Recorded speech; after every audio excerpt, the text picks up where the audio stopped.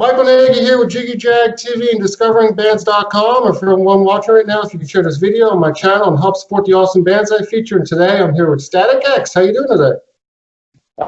We're all doing fine. I'm doing fine, specifically. But, yeah. You know, all things considering the weirdness of the world, kind of can't complain. Right. It's good to have you back. Now, you want to start off by telling us a little about what went into the new album, Project Regeneration, Volume 1, the making of it? Well, it was, you know, it was one of those things where we had decided to do the reunion tour, and you know, it's strange for bands coming back how they're viewed a little bit as nostalgia acts. And but we didn't want to be that at all. And it was a reunion tour, but it was also kind of a new project. Okay. So but then the opportunity, the demos that were found was a way to, you know, kind of have a foot in the past. And it was, in a way, it was kind of like a continuation of the tour, meaning that, you know, we were honoring the memory of our friend, but we were also looking ahead. So that was, you know, the opportunity was kind of presented itself that way. It was like, oh, we have some good stuff here we can build off of. Now, it was kind of done backwards. I mean, in the past, usually, not that vocals and lyrics were an afterthought or anything, but they were usually the last thing. They were, you know, as you build this thing, that was kind of the last thing that got added in. In this case, we would have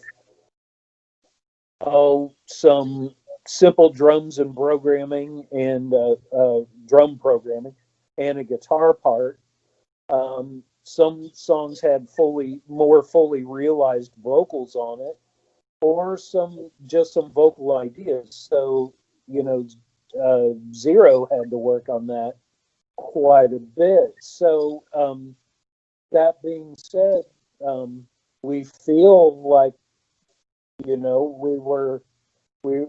it's kind of the best of both worlds, where it does have a somewhat nostalgic feel to it, but we were able to look ahead to you know, hopefully feel like there's a future for the band. Now, you've released 3 singles so far. Do you think you'll release another single? Oh yeah, I believe so. You know, the popularity it's really been overwhelming. So, and with the way that the touring situation is right now, you know, this is kind of what we would have to do. So yeah, I believe that's the plan. Recently, everybody's been working on other projects, and other bands that we're involved with, but you know, yeah, I believe we'll keep releasing stuff off this album as people wish. Awesome. Now, I see this is called Volume 1. So is there a Volume 2? Is there more unreleased tracks with Wayne's vocals on it? Yes. And we're going through that and finding what's applicable to what we're doing right now, and we'll see. You know, I would actually tell you that some of the work on that has started already, because there's also, you know, these tapes had to be restored. So because they sat in storage in the desert for a long time, which is, you know, not very good for old AD-88s. They tend not to react well to heat. So Yeah, that process is just, I believe the process is, you start it, you let the tape roll. It'll only roll for about 10 to 15 seconds before you get an error code.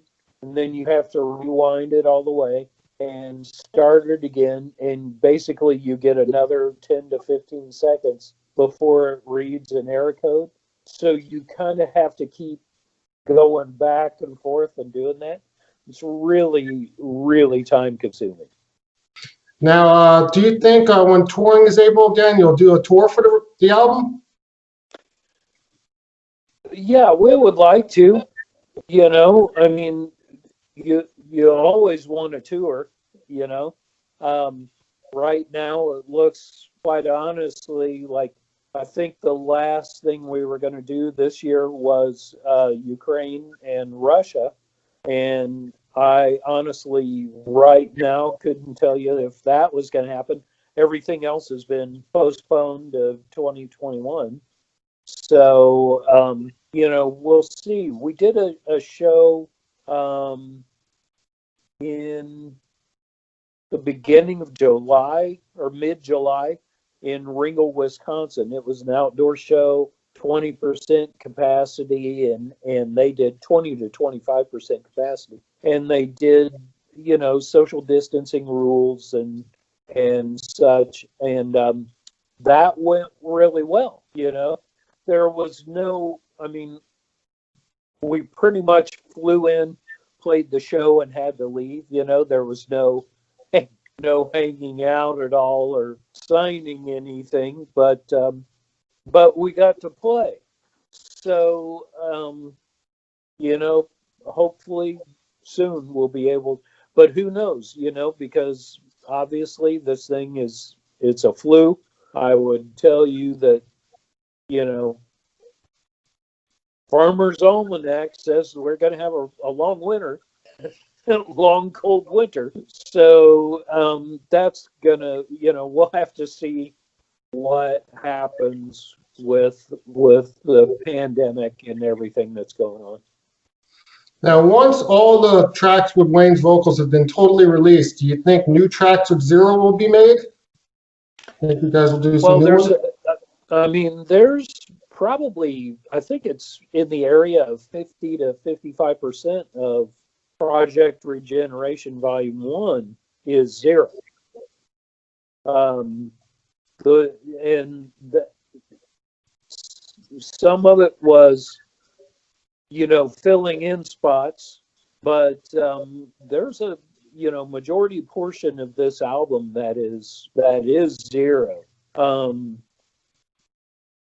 It always, for anything in the future, that always depends on fan response. And again, it's been overwhelming. The album has been received extremely well. So yeah, I'd like to see that. Been really good for Tony and Koichi and I to reconnect, and it's fun. That's the thing is, it sometimes it's really hard work. I don't think that people understand that, but and relationships can get strained and stuff. But I think because of our age and just the appreciation we have for each other and just how much fun we had last year, even though it was a grueling tour, it was, that's fun to us. So yeah, we'll see what everybody thinks and what the demand is, and we'll go from there. Isn't it weird? We're talking about this now, but it's kind of the way the world is yeah, we have this album out and it's doing extremely well, but everything's just kind of, put on hold right now, and it's just really strange. Yeah, for sure. Mm-hmm. Now, do you have any memorable experiences with Wayne over the years that you could share with the fans? Well, You know, for people that don't know, 1998 and 99 was not the beginning of Static X, and it wasn't even 1994. That was the official beginning of Static X, in that Wayne and I moved to California. But I met Wayne in I believe the fall of 1988. Wayne and Eric Harris, who was the guy that was our bass player at the time, and the band was called Deep Blue Dream. And the reason I tried out for this band is I had been playing in hard rock and metal cover bands for the first part of my career as a musician.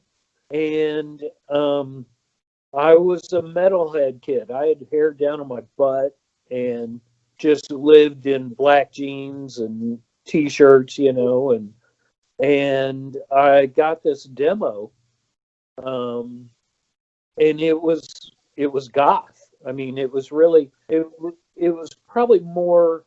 I would tell you it's probably more pop friendly than what you would think, but it was so different than what I was playing in the original bands I had tried out for in Chicago, And so I just really, man, I worked my butt off to memorize this demo. It was a 6-song demo. And I lived in a coach house, and it had a basement, but it wasn't a full basement. It was a crawl space. And I didn't have enough money to rent a practice space on my own and learn these songs. So I set up my drums in the crawl space, but I had to lower my cymbals to be able to play in it. And I couldn't lift my arms above my head. And I busted my butt, and it was such a good demo. And I went in, met the guys, got set up. I memorized these songs in less than a week. And I set up in their practice space. And Wayne asked me, he said, which song do you want to do first? And I said, well, let's just start in the order of the demo. And I worked on everything. I worked on tempo and I memorized everything note for note, and had my own little charts and everything.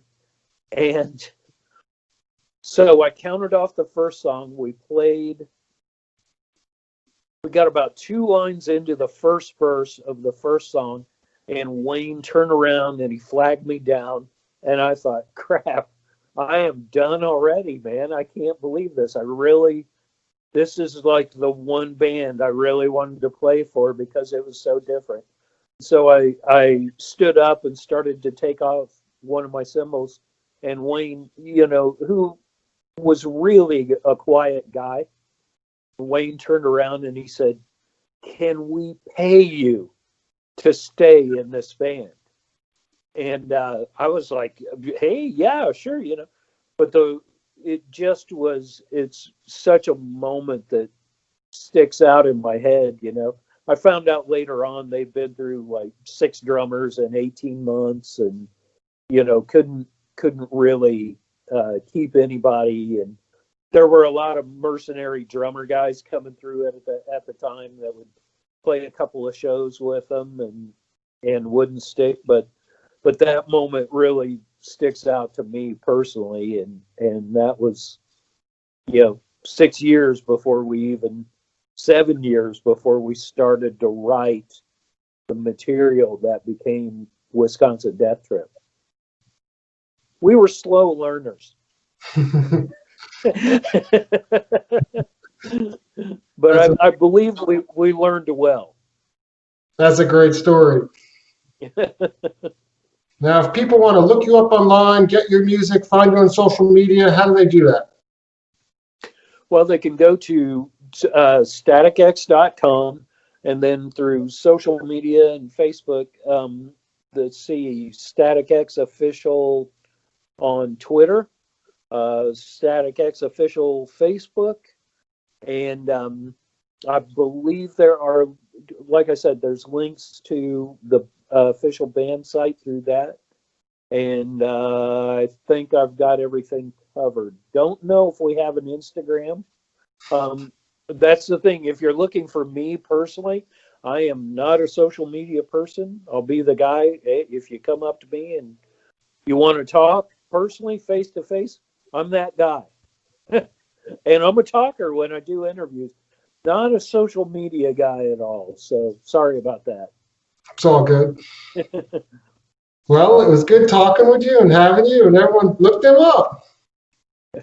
You got it, man. Thank you for having me, and really, it's really been a pleasure. The band has just been overwhelmed and humbled by the response we've gotten, and we just want to thank everybody. Yeah, I'm a huge Static X fan myself, Wayne Static, and I think it's awesome what you guys are doing. Well, thank you so much. We enjoy it, and we're glad that you're enjoying it too. It's been a ride, and I think we're going to try to keep it going. We'll see what happens. Everybody's busy, but it's been an incredible experience. Definitely excited to hear that there's even more unreleased vocals with Wayne out there, so that's really awesome. Yeah, we'll see. Again, we're in the early stages of that, but hopefully some more stuff comes out.